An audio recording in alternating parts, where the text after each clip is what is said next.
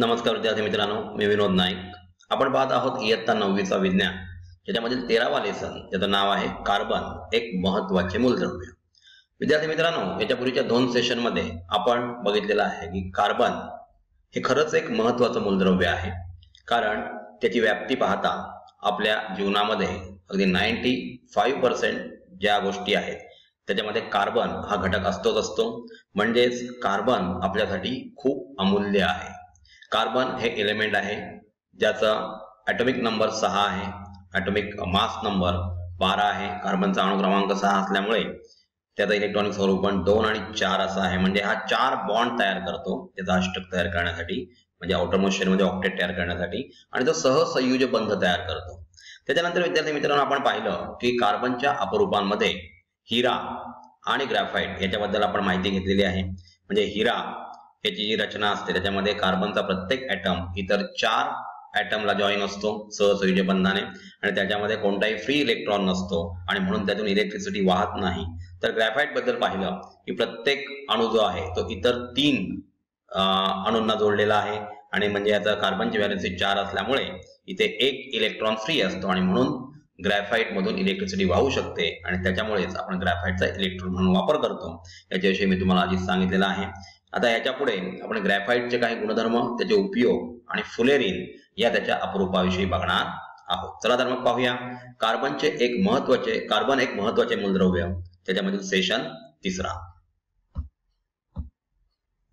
इथे पहा विद्यार्थी मित्रांनो, आपण साहित्य घ्यायचं आहे, एक प्रयोग करायचा आहे. म्हणजे मी तुम्हाला सांगितलं की ग्रॅफाइट मधून आपली पेन्सिल जी आहे ती ग्रॅफाइट आणि मातीपासून बनलेली असते. म्हणजे याच्यामध्ये ग्रॅफाइट हे त्याचा अपरूप आहे पेन्सिल मध्ये, आणि त्याच्यामुळे इथे आपण एक्सपेरिमेंट कॅरी आउट करतोय. बघा, एक सेल लावलेला आहे, पेन्सिल आहे आणि बल्ब आहे.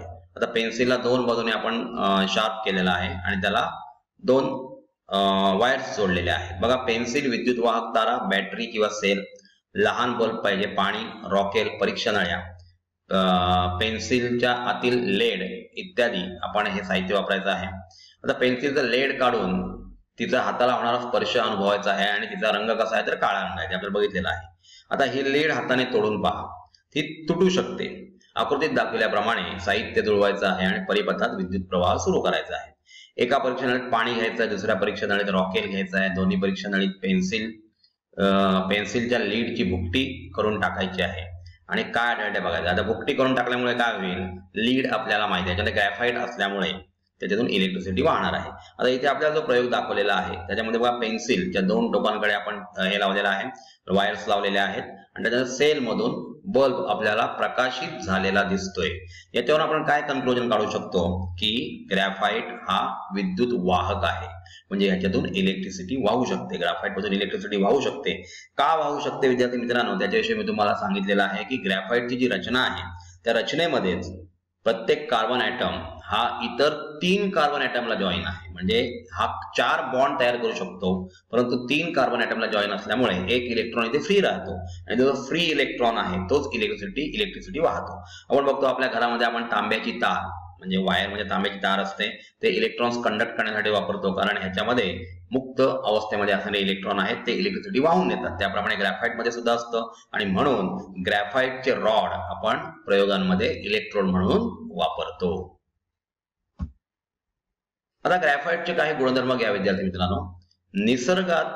निसर्गतः सापडणारे ग्रॅफाइट काळे, जे निसर्गामध्ये नॅचरली सापडणारा जे ग्रॅफाइट ते काळे आहे. मऊ जे सॉफ्ट सुद्धा आहे, आणि ठिसूळ ब्रिटल सुद्धा आहे, त्याचप्रमाणे गुळगुळीत स्मूथ सुद्धा असतं. दुसरा गुणधर्म बघा, ग्रॅफाइट मध्ये आतील संपूर्ण स्तरात मुक्त इलेक्ट्रॉन फिरत असतात, म्हणून हे विद्युत सुवाहक आहेत. याचा एक्सपेरिमेंट आपण मागच्या स्लाइड मध्ये पाहिलेला आहे. याच्यामध्ये मुक्त इलेक्ट्रॉन का असतात त्याच्याविषयी सुद्धा जानकारी आपण घेतलेली आहे, त्याच्याविषयी सुद्धा समजून घेतलेला आहे. थरांच्या रचनेमुळे, म्हणजे एकावर एक रचना असते, कागदावर उमटण्याची क्षमता यात असते. म्हणजे एक थर बाहेर पडतो, जेव्हा आपण लिहित असतो त्यावेळेला अक्षर उमटत असतात आणि एकमेकावर हे थर स्लाइड होत असतात, आणि ते अक्षरांच्या स्वरूपात आपल्या पेपरवर उमटत असतात. ग्रॅफाइटची घनता बघा विद्यार्थी मित्रांनो, 1.9 ते 2.3 ग्रॅम प्रति क्युबिक सेंटीमीटर इतकी आहे. तीच हिऱ्याची आपण 3.5 ग्रॅम प्रति क्युबिक सेंटीमीटर इतकी बघितली होती. आता ग्रॅफाइट हे बहुतांश द्रावकांत विरघळत नाही. म्हणजे हिरा कोणत्याही द्रावकांत विरघळत नाही, परंतु ग्रॅफाइट हे बहुतांश द्रावकांत विरघळत नाही. म्हणजे याचा अर्थ हे डिझॉल्व्ह होत नाही, आपण इथे गुणधर्मामध्ये पाहिलेला आहे. पुढल्या साईडमध्ये आपण पाहणार त्याचे उपयोग कोणते आहेत, ग्रॅफाइटचे उपयोग आपण कशा कशामध्ये करतो त्याच्याविषयी सुद्धा आपण जाणून घेणार आहोत. आता पहा, ग्रॅफाइटचा उपयोग वंगण तयार करण्यासाठी करतात. म्हणजे आपण जे ऑइल बघतो, लुब्रिकंट्स बघतो, वाहनांमध्ये वापरण्यात येणारे लुब्रिकंट्स किंवा इंजिनामध्ये वापरण्यात येणारे लुब्रिकंट्स जे आहे ते ग्रॅफाइटचं बनलेलं आहे. कारण ग्रॅफाइट आपण माहिती आहे की स्मूथ आहे, म्हणजे तो इतर जे इंजिनचे पार्ट असतात त्यांना स्मूथली तो काय करतो, त्यांची हालचाल करत असतो आणि त्याच्यामुळे इंजिनला त्रास होत नाही. कार्बन इलेक्ट्रोड तयार करण्यासाठी ग्रॅफाइटचा वापर करतात. तुम्हाला सांगितलं की कार्बनचं जे अपरूप आहे ग्रॅफाइट, त्याची रचना जी आहे ती इतर 3 ऍटमला जॉईन केलेली असल्यामुळे प्रत्येक कार्बन ऍटम एक जो कार्बन ऍटम आहे एक इलेक्ट्रॉन फ्री आहे आणि त्याच्यामुळे ग्रॅफाइट जो आहे तो इलेक्ट्रोड म्हणून वापरतात, कारण त्यातून इलेक्ट्रिसिटी वाहू शकते. ग्रॅफाइटचा वापर लिहिण्याच्या पेन्सिलमध्ये केला जातो. आता तुम्हाला हे बघितलेलं आहे आपण की ह्याचे थरावर थर असतात, लेयर्स असतात आणि प्रत्येक वेळेला लिहिताना ती एक एक थर त्यातून काय होतो, निसटून जातो आणि तशा प्रकारात ग्रॅफाइटची अक्षर जी आहे, ग्रॅफाइटमुळे अक्षर आपल्या पेपरवर उमटत असतात. रंग, पॉलिश यांच्यातही ग्रॅफाइटचा वापर केला जातो. आपण जे पेंट्स वापरतो, एशियन पेंट्स किंवा बर्जर पेंट्स अशा प्रकारचे पेंट्स वापरतो त्याच्यामध्ये ग्रॅफाइटचा वापर करतात, कारण तो स्मूथ आहे. पॉलिश करण्यासाठी सुद्धा जे काही लिक्विड्स वापरतात त्याच्यामध्ये ग्रॅफाइटचा वापर केलेला असतो. त्याचप्रमाणे खूप प्रकाश देणाऱ्या आर्क लॅम्प मध्ये ग्रॅफाइट वापरतात. जिथे टंगस्टनची तार वापरली जात नाही तर खूप प्रकाश देणारा जो आर्क लॅम्प आहे त्याच्यामध्ये हा ग्रॅफाइट वापरतो आणि त्याच्यामधून इलेक्ट्रॉन्स ट्रॅव्हल होत असताना मोठ्या प्रमाणात उष्णता निर्माण होते आणि प्रकाश सुद्धा आपल्याला मिळतो. म्हणजे आर्क लॅम्पच्या सहाय्याने प्रकाश मिळवण्यासाठी आपण ग्रॅफाइटचा वापर करत असतो. इथे पहा, बकी ट्यूब, कार्बन नॅनो ट्यूब याला म्हटलं जातं. या बकी ट्यूब तयार करण्यासाठी ग्रॅफाइटचा वापर केला जातो. विद्यार्थी मित्रांनो, आता याच्या पुढे आपण फुलेरिन विषयी जाणून घेणार आहोत. फुलेरिन हे सुद्धा कार्बनचं अपरूप आहे.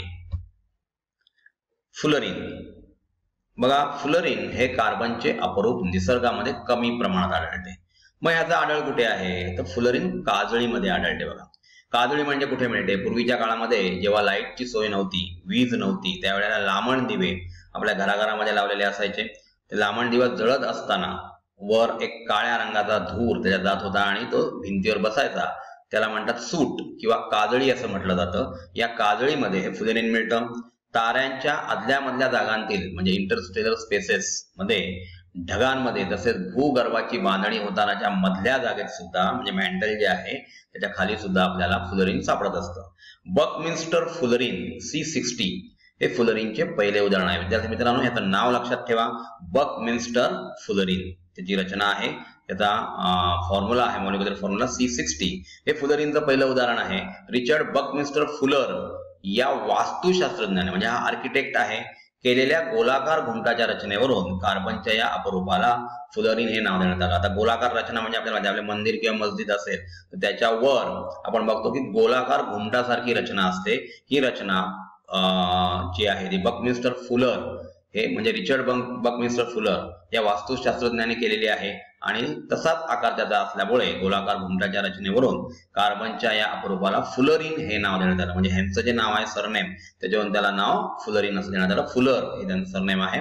C60 या फुलरिनच्या कार्बनी अपरूपाच्या शोधासाठी हॅरॉल्ड क्रोटो, आता शोध कोणी लावला तर हॅरॉल्ड क्रोटो, रॉबर्ट कर्ल आणि रिचर्ड स्मॉली यांना 1996 चे रसायनशास्त्राचे नोबेल हे अत्युच्च म्हणजे सर्वोच्च असं पारितोषिक देण्यात आलं. म्हणजे रचना कोणासारखी आहे तर बकमिन्स्टर फुलर हे जे वास्तुशास्त्रज्ञ आहेत त्यांनी जी घुमट तयार केली तशी आहे म्हणून त्याला फुलरिन नाव दिलं. परंतु यांचा शोध कोणी लावला तर हॅरॉल्ड क्रोटो, रॉबर्ट कर्ल आणि रिचर्ड स्मॉली यांनी 1996 साली त्यांना या शोधासाठी नोबेल रसायनशास्त्रामध्ये देण्यात आलं. C60, C70, C76, C82, C86 ही फुलरिनची आणखी काही उदाहरणे आहेत. हे रेणू निसर्गात थोड्या प्रमाणात काजळीमध्ये आढळतात. हे रेणू जे आहेत ते निसर्गामध्ये काजळी म्हणजे सूट, तुम्हाला सांगितलं सूट म्हणजे काय असतं ते, त्याच्यामध्ये आढळत असतात. इथे बघा, याची गोलाकार अशी घुमटाकार रचना आहे बघा आणि म्हणून बकीबॉल सारखी रचना आहे म्हणून फुलरिनची रचना आपल्याला दिसते. याला नाव फुलरिन असं देण्यात आलं. ही C60 ची रचना आपल्याला दिसत आहे. म्हणजे 60 कार्बन हे एकमेकांना जॉईन आहेत. तर गुणधर्म आणि उपयोग बघा. फुलरिनचे गुणधर्म काय, फुलरिनचे रेणू बकीबॉल, बकी ट्यूब्स जे आपण आधी पाहिलेले आहे फुलरिनची रचना या स्वरूपात आढळतात. एका फुलरीनच्या रेणूत साधारणपणे 30 ते 900 कार्बन अणू असतात. विद्यार्थी मित्रांनो लक्षात घ्या, अणूंची संख्या एका फुलरीनच्या रेणूमध्ये किती आहे बघा, 30 ते 900. फुलरीन कार्बनी द्रावकांमध्ये द्रावणीय असतो. उदाहरणार्थ कार्बन डायसल्फाइड म्हणजे CH2 व क्लोरोबेन्झिन याच्यामध्ये सुद्धा आपण बघतो C6H5 याच्यामध्ये एक Cl चा ग्रुप लागलेला आहे, त्याचं क्लोरोबेन्झिन स्ट्रक्चर तयार झालंय. हे कार्बनी द्रावक आहेत ही, आणि त्याच्यामध्ये फुलरीन सोल्युबल आहे म्हणजे द्रवणीय आहे. उपयोग, आता फुलरीनचा उपयोग विसंवाहक म्हणून करतात. म्हणजे विद्यार्थ्यांच्या लक्षात घ्या, इन्सुलेटर म्हणून याचा वापर केला जातो. यातून इलेक्ट्रिसिटी वाहू शकत नाही. जलशुद्धीकरणात फुलरीनचा उत्प्रेरक म्हणजे कॅटलिस्ट म्हणजे काय, जो रिएक्शनचा वेग वाढवतो परंतु रिएक्शन मध्ये पार्टिसिपेट होत नाही, भाग घेत नाही. तर अशा प्रकारे फुलरीनचा जलशुद्धीकरणामध्ये कॅटलिस्ट म्हणून वापर करतात. तो पाण्यामध्ये मिक्स होत नाही.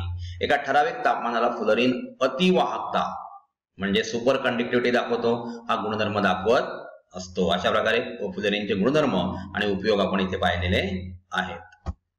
तर विद्यार्थी मित्रांनो, अशा प्रकारे आपण ग्रॅफाइटची रचना, त्याचप्रमाणे महत्वाचा घटक म्हणजे महत्वाची अपरूपता कार्बनची जी आहे फुलरीन, याच्याविषयी ह्या सेशन मध्ये जाणून घेतलं. विद्यार्थी मित्रांनो, आस विद्यालय म्हणजे any time anywhere school AS विद्यालय हे असं एक ऑनलाईन एज्युकेशनल ऍप आहे की ज्याच्या मार्फत आपण घर बसल्या 6वी ते 10वी पर्यंतचे विविध विषय जसे की science, social science, maths, English, Marathi, Hindi किंवा कॉम्प्युटर हे विषय आपण घर बसल्या शिकू शकता. कारण विद्यार्थी मित्रांनो लक्षात घ्या, आजकालची जी एज्युकेशन सिस्टीम आहे ती पूर्णपणे आकलनावर आधारित आहे. आपल्या शाळेमध्ये काही कारणास्तव समजा शिक्षकांना आपल्याला काही क्वेरीजचा आन्सर देता आला नाही तर आपल्याला ते आकलन होत नाही. मग अशा वेळेला आस विद्यालय आपल्यासाठी घेऊन येत आहे की विविध विषयांचे आकलन पद्धतीत शिकवलेले सेशन्स आम्ही ते तयार केलेले आहेत. आमचे तज्ञ शिक्षक आपल्या वेगळ्या प्रकारच्या समस्यांचं निराकरण इथे करतात. अमर्याद टेस्टचा अनुभव आपल्याला ह्या ऍप मध्ये मिळतो आणि त्याचप्रमाणे या ऍपच्या वापरामुळे आपले पर्सेंटेज सुद्धा वाढणार आहेत, जेणेकरून आपल्याला हव्या असलेल्या कॉलेजमध्ये ऍडमिशन मिळणार आहे आणि त्याचप्रमाणे आपलं भवितव्य सुद्धा याच्याद्वारे उज्ज्वल होणार आहे. आपण हे ऍप रजिस्टर केलेलं आहेच. आपल्या इतर विद्यार्थी मित्र मैत्रिणींना सुद्धा या ऍप बद्दल माहिती द्या, जेणेकरून त्यांचंही भवितव्य उज्ज्वल होईल. धन्यवाद.